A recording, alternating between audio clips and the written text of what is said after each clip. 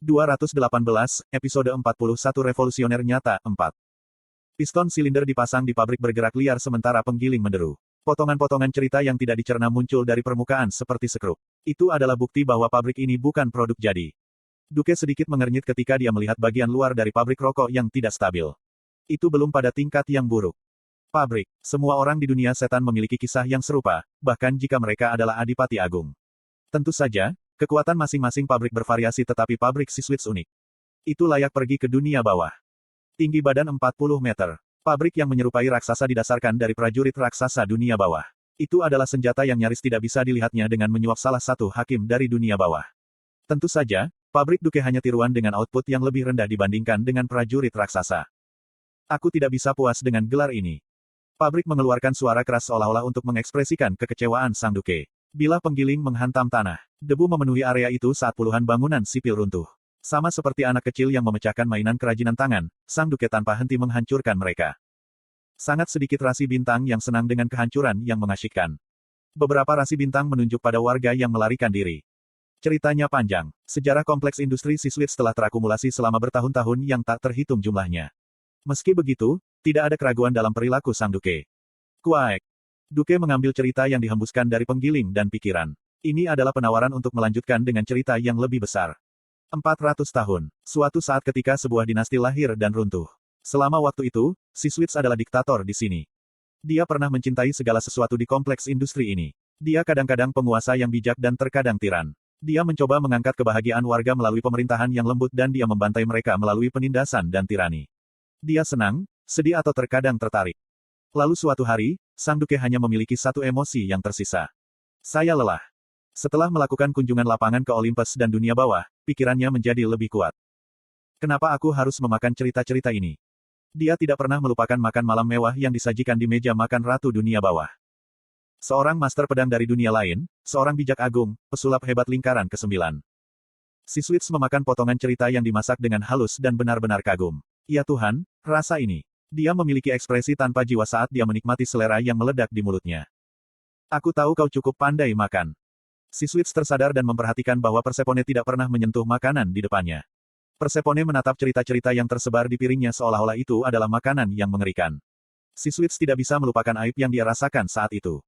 Aku akan pergi ke skenario berikutnya. Cerita yang lebih besar, stimulus yang lebih besar, maka dia akan mendapatkan kekuatan yang lebih besar. Aku akan menjadi Raja Iblis. Aku akan hidup dengan memakan cerita-cerita besar yang jauh lebih unggul dari mereka. Petik 1. Untuk mimpi itu, tidak ada artinya membuang kompleks industri yang sepele ini. Kurung siku buka. Revolusi apa? Suaranya bergetar dan seluruh kompleks industri bergetar. Lihat, tidak ada revolusi. Itu hanya permainan peran skenario. Itu adalah nada yang mengejek semua warga. Drama yang telah berulang selama 400 tahun. Kamu bertarung untuk hal bodoh seperti itu. Siswitz berteriak meski juga menjadi bagian dari skenario. Dia merasa seperti dia bisa pindah ke tahap berikutnya. Aku bisa melakukan itu. Tampaknya berhasil sampai batas tertentu. Duke Siswitz merasakan pembebasan ketika sejumlah konstelasi memfokuskan pandangan mereka kepadanya. Kenikmatan perifer diperoleh dari menyangkal diri sendiri. Siswitz merasa seperti dia adalah pusat dari seluruh dunia untuk pertama kalinya. Ngomong-ngomong, apakah kamu benar-benar berpikir begitu? Seseorang berteriak. Tentu saja itu aku. Kamu. Petik 2. Sial, masalahnya adalah saya mendengar pikiran batinnya terlalu baik. Karakter, Iblis Duke Siswitz, kewalahan oleh delusinya. Keahlian eksklusif, Omniscient Reader's Viewpoint, tahap 2 telah sangat diaktifkan. Pikiran Sang Duke mengalir secara acak. Rasanya seperti melihat dirinya yang telanjang. Sampai batas tertentu, bahkan mereka yang tidak menggunakan sudut pandang pembaca Mahatau bisa merasakannya. Rasi bintang kuku dan perasaan Rat meringkuk dari kata-kata dan perbuatan Sang Duke. Rasi bintang, Nouvelle Richard Snakebos mengatakan dia baik-baik saja karena dia tidak memiliki tangan atau kaki. Orang-orang ini bahkan tertawa. Duke tidak tahu situasinya dan tersenyum padaku. Revolusioner palsu. Siapa yang palsu? Saya mengaktifkan bookmark and Way of the Wind sebelum berlari ke depan. Sebuah pukulan raksasa melewati saya. Sebuah kawah terjadi di tempat penggiling lewat seperti bom meledak. Level ini cukup untuk mencapai rasi bintang kelas atas. Itu adalah kekuatan yang tidak bisa aku tahan dalam tubuh inkarnasi sialan ini. Ini adalah kekuatan senjata cerita. Itu membuat non-rasi bintang cocok untuk rasi bintang. Lebih jauh, Duke Siswitz mungkin bukan rasi bintang, tetapi ia iblis memiliki cerita sejarah yang sebanding dengan rasi bintang kelas atas. Bom dari penggiling menyapu kompleks industri. Warga kehabisan menangis saat mereka kehilangan rumah. Mereka adalah orang-orang yang kehilangan kampung halaman mereka dan datang ke dunia iblis, berjuang untuk mencari nafkah di sini. Warga yang kehilangan pekerjaan menatapku dengan wajah tertutup jelaga. Saya melihat warga dan memiliki pemikiran. Saya juga tidak menyukai skenarionya. Tapi, sial. Kim Dokja berpikir, aku benci mengakuinya. Saya sepertinya mengerti mengapa skenario ini ada. Saya membelah udara menggunakan Way of the Wind. Saya langsung tiba di kepala pabrik dan sekali lagi menggunakan elektrifikasi. Daya tahan tubuh penjelmaanmu berada pada level berbahaya. Saya pingsan sebelumnya dan menghabiskan durasi bookmark dengan sia-sia. Saya hanya punya 20 menit lagi. Pusaran biru putih petir muncul dari tangan kanan saya dan bergegas menuju pabrik. Eksterior pabrik sedikit bergetar. Kuek. Seperti yang diharapkan, saya tidak memiliki kekuatan memukul. Tubuh inkarnasi saya saat ini hanya bisa mengerahkan seperempat dari senjata asli. Lebih baik dari yang diharapkan. Apalagi keberlanjutannya tidak lama. Meskipun demikian, saya harus berjuang. Saya harus mengalahkan orang ini dengan tangan saya sendiri. Konstelasi, status dilepaskan. Tubuh penjelmaanmu beberapa rusak dan hanya sebagian kecil dari energi yang dilepaskan. Itu adalah waktu yang singkat tetapi untuk sesaat, pabrik sementara berhenti bekerja. Saya tidak melewatkan celah ini dan memfokuskan kekuatan sihir pada kedua tinju. Aura ini, kamu, jangan bilang. Patah hati naga emas diaktifkan. Kapanpun jumlah kekuatan sihir menurun tajam, hati naga emas mengisi ulang kekuatan sihirku. Dalam pertempuran berikutnya, cangkang keras pabrik mulai terkelupas. Sekrup muncul dan potongan cerita mengalir dari celah. Kim Dokja berpikir, ini akan menjadi pertarungan yang bagus jika tubuh saya baik-baik saja. Rasi bintang, Prisoner of the Golden Headband, memperhatikanmu dengan cemas. Aku berdiri dengan mantap dan memukul bagian atas pabrik dengan kepalan berisi semua kekuatan elektrifikasi. Jika aku tahu bahwa aku akan berjuang keras, aku akan belajar lebih rajin dari Kyrgios. Kurasa aku tidak punya bakat. Daya tahan tubuh penjelmaanmu mencapai batasnya. Jika kamu tidak segera berhenti bertarung, keruntuhan tubuhmu akan berlanjut. Napasku menjadi lebih buruk dan kepalan tanganku melambat. Pabrik masih dalam kondisi baik. Duke berbicara dengan gembira. Terima kasih, skenario terakhir kompleks industri akan sangat manis. Saya tahu saya tidak bisa menang. Pertama-tama, saya tidak berjuang demi menang. Kim Dokja menatap warga kompleks industri itu. Orang-orang memperhatikan saya. Mulut beberapa orang terbuka lebar sementara yang lain menyatukan kedua tangan mereka. Saya juga bisa melihat Aileen dan Mark. Setiap orang berbeda tetapi mereka semua memiliki ekspresi yang sama. Revolusioner dan pertempuran. Sudah cukup memikirkan ini. Ada revolusi. Tidak masalah apakah itu nyata atau palsu. Pernah ditulis bahwa hal-hal yang diyakini orang memiliki kekuatan. Persis seperti kisah yang menjadi kenyataan. Pengaruh Anda pada cerita akan menjadi lebih jelas. Saat berikutnya, lengan besar pabrik menerima seranganku. Tubuh saya terlempar ke belakang oleh gelombang kejut. Kemampuan bertarung Anda bagus tapi Anda tidak bisa menang. Anda palsu. Saya mengangkat tubuh saya dari lantai yang rusak. Seperti yang kamu katakan, aku bukan seorang revolusioner. Namun, ada revolusi. Petik 2. Hal seperti itu tidak ada. Kenapa kamu berpikir begitu? Apakah itu karena kamu awalnya adalah seorang revolusioner? Petik 2. Kurung siku buka tanda seru kurung siku tutup. Pada akhirnya, bahkan jika revolusi terjadi, siklus pemerintahan yang tak berujung akan berulang. Saya bisa memahami perasaan Duke Siswitz. Saya sangat menyadari tragedi, skenario revolusi. Apa yang membuat seorang revolusioner menjadi revolusioner?